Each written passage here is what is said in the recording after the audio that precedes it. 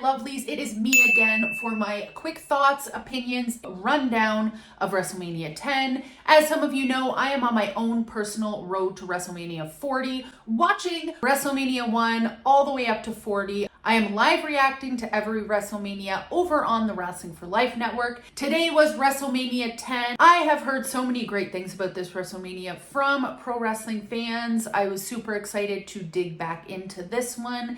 This WrestleMania, WrestleMania 10, was in New York at Madison Square Gardens in 1994. So let's get into that right now. First match was allegedly a main event, but it was the first match, so take that as you will. Do you think all main events are supposed to be at the end of the pay-per-view or show? What do you think about that? Can you just call any match on the card a main event? Personally, the main event should be at the end, but considering we were getting Owen Hart versus Bret Hart, you could call it a main event and put it anywhere on the card because this match was magnificent.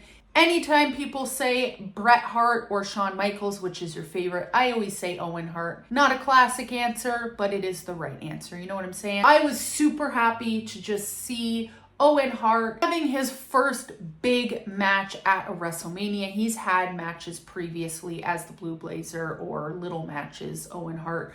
But this was his first main event against his brother, Bret Hart. This was actually the longest match on the card at roughly 20 minutes. And man, did they use every minute to the best of their abilities. These two men are fantastic. Bret Hart and Owen Hart, since the Survivor Series in 1993, were feuding because at the Survivor Series, they were in an elimination match together on the same side. Bret Hart did sustain a injury at this match. Bret was on the apron and Owen Hart accidentally knocked into him and it kind of threw him off his game. And when he kind of lost his focus, he got eliminated from this elimination match. Because of that, Owen Hart demanded a match from Bret Hart to see who the best Hart is. And Bret Hart happily declined. Owen and Bret Hart ended up rekindling and having a match together, the Harts against the Quebecers at Royal Rumble 1994. Bret ended up having an injury at that event as well, and the ref called off the match, pissing off Owen Hart yet again. And then he ended up attacking Bret, kind of restarting that feud, and that's why they went into 1994 WrestleMania 10 having that match to see who the best of the Harts is. And honestly, oh my God, what a match it was. Owen Hart did end up winning, which, what an amazing way to start off a WrestleMania. Follow up that beautiful technical match with so much amazing storyline behind it, having these two brothers head to head. What do we have to follow that? Bam Bam Bigelow and Luna Vachon up against Dink and Doink the Clown. Because how else do you follow the Hart brothers? I love Doink the Clown, Bam Bam Bigelow, Luna Vachon. Again, my namesake. I absolutely adore that woman. But having Dink the Clown running around slapping booty cheeks, what else can I really say about this match? It was 6 minutes long. In my live, and I was live reacting to this, I was like, this match could be 5 minutes shorter and I'd be okay with that, not realizing it was only a 6 minute match because it kind of dragged on. It was okay, we can move on to the next thing. Now this next match, I have said Macho Man Randy Savage is one of the people that really have carried these WrestleManias for me. He can pull a great match out of anybody. I think it was WrestleMania 3. Macho Man Randy Savage against Ricky Steamboat, still one of the best matches in WrestleMania history. It was fantastic. Now this next match with Randy Savage up against Crush. We had Crush at the previous WrestleMania 9, up against Doink the Clown, and now we have him up against Randy Savage.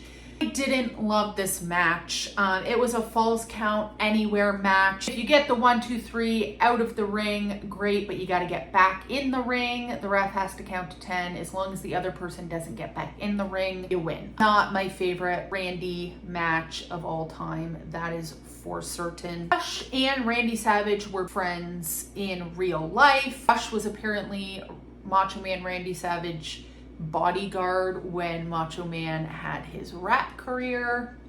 If you remember that. You're running from Macho, that's what I heard. Be a man, Hogan. Randy Savage really wanted to help out Crush. How it ended was Randy Savage got the 1, 2, 3 out of the ring, kind of in the back, and then tied up Crush's legs by rope, pulled him up on the little levee thing, left him there, got back in the ring, ref counted to 10, and it was a win. This was Randy Savage's last televised WWF match too, so stings the heart. So the next match was a women's match for the WWF Women's Championship. This was Alundra Blaze versus Leilani. She was a female wrestler that was trained by the fabulous Moolah. This women's match, about the actual match, there isn't a lot of substance to it. Alundra Blaze did go in as the women's champion. She left the women's champion. This match was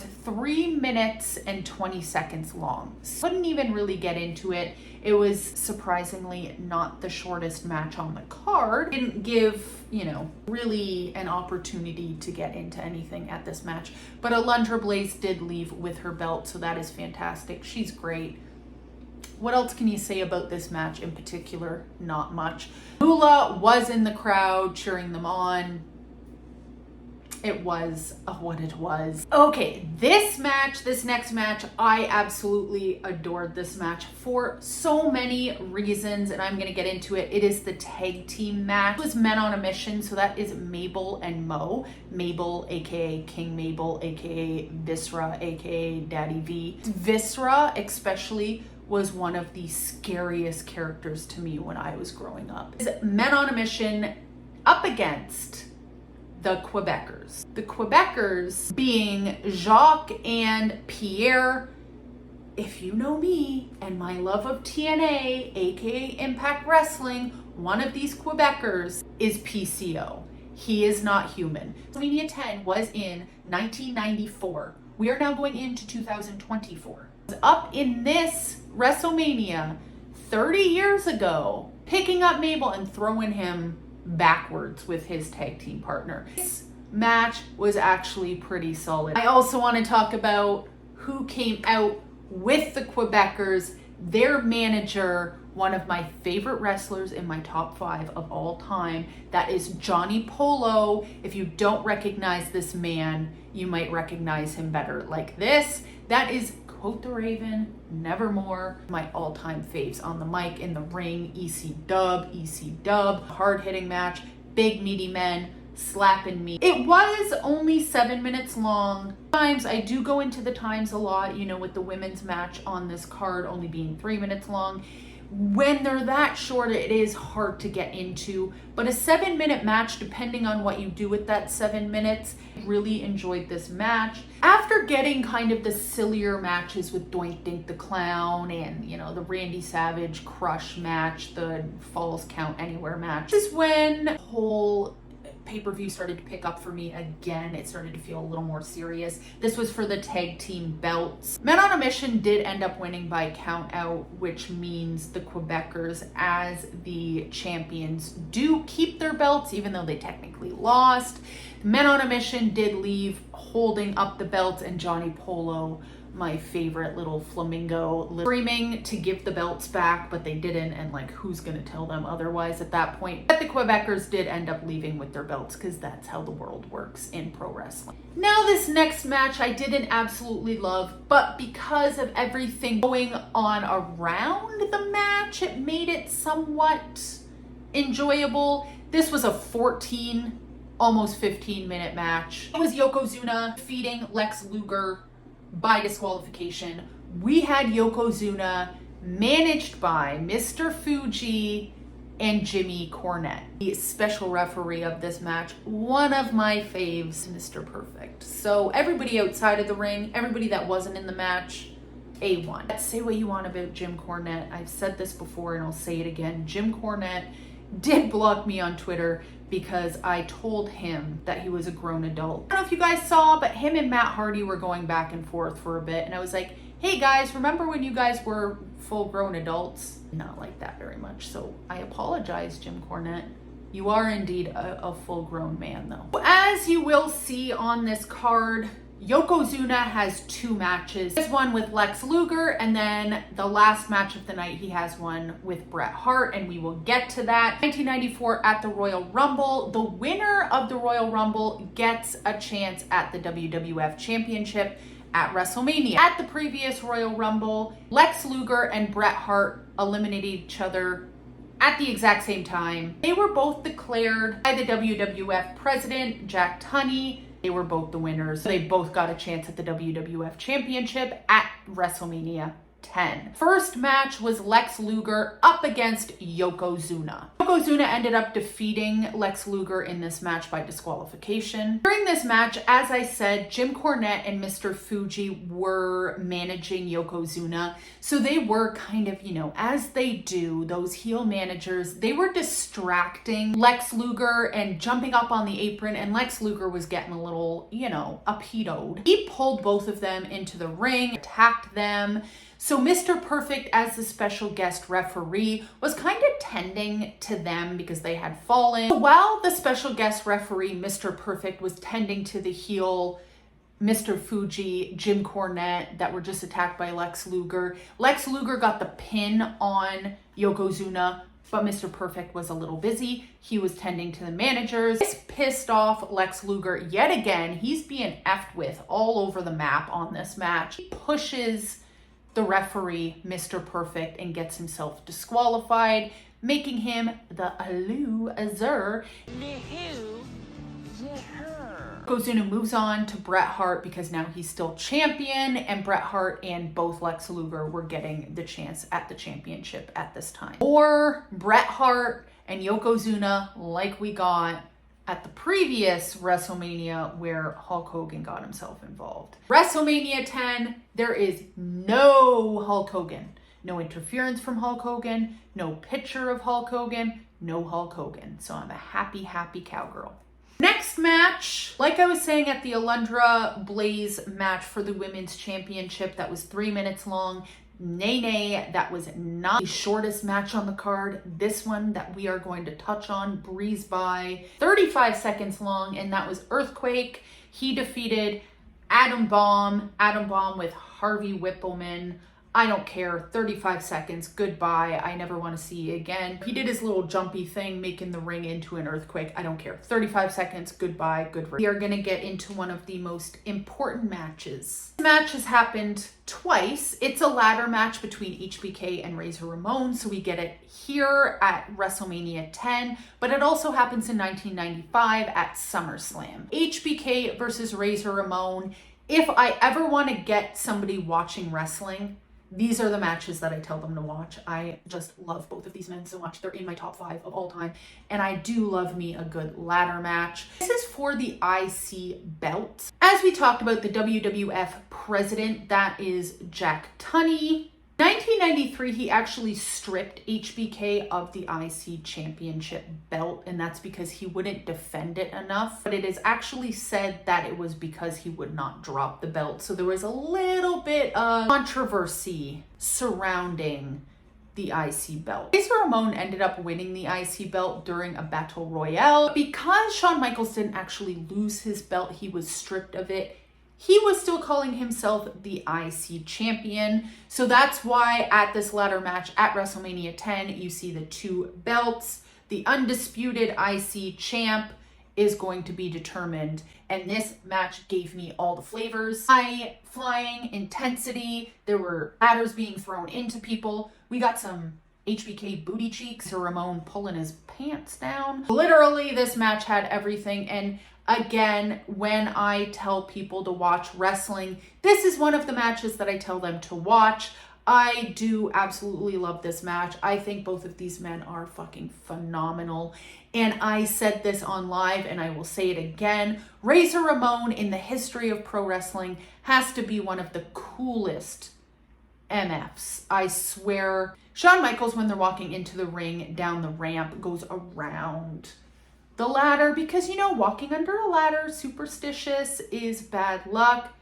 Nay, not Razor Ramon. He walks right under that, slicks the hair. He's just so cool. Man doesn't give an F. The last match of the night So previously we had Yokozuna versus Lex Luger, and what I loved about that match the most is everybody outside of the match. We had Mr. Fuji, we had Jim Cornette as the managers of Yokozuna, and we'll get that again in this match. Special referee of the Lex Luger match was Mr. Perfect. Now we're getting Mr. Perfecter, because this match between Yokozuna and Bret Hart is Roddy Piper, another one of my faves. Like this WrestleMania might be better than WrestleMania 8, but we will get to that.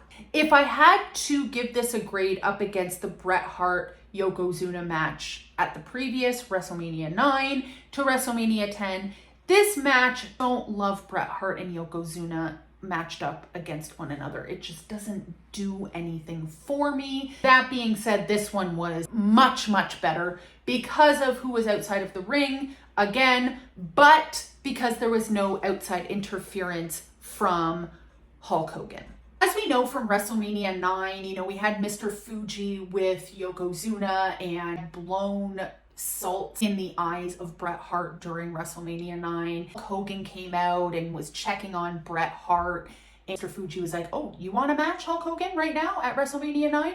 You said you wanted the winner of this match. Well, we got the winner right here, so let's go." Hulk Hogan beat Yokozuna for the belt at WrestleMania 9 in like 2 seconds or something stupid. So heading in to WrestleMania 10, we have Yokozuna as the champion. Had his match with Lex Luger earlier on the card. Still champion, then he goes in with Bret Hart. Like I said, these two together, I love Bret Hart so much.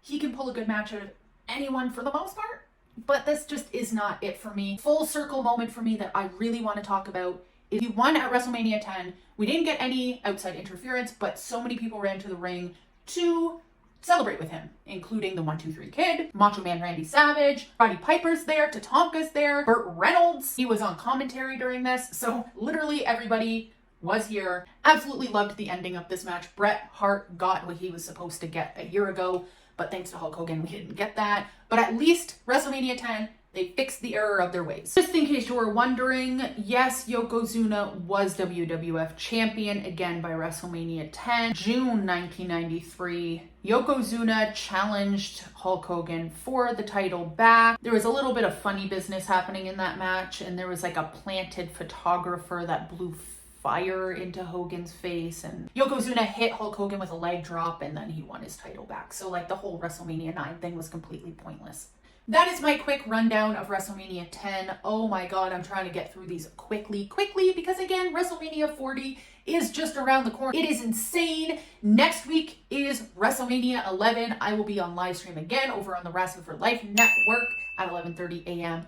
Eastern Standard Time. About WrestleMania 11, my queen Pamela Anderson will be there, so next stream I will be cosplaying as Pamela Anderson. I don't know which Pamela Anderson yet. I cannot wait for that one. I heard it's not as good as WrestleMania 10. WrestleMania 10, I'm going to give it a solid 8 out of 10. I had a good time. So I will see you guys next week. Bye.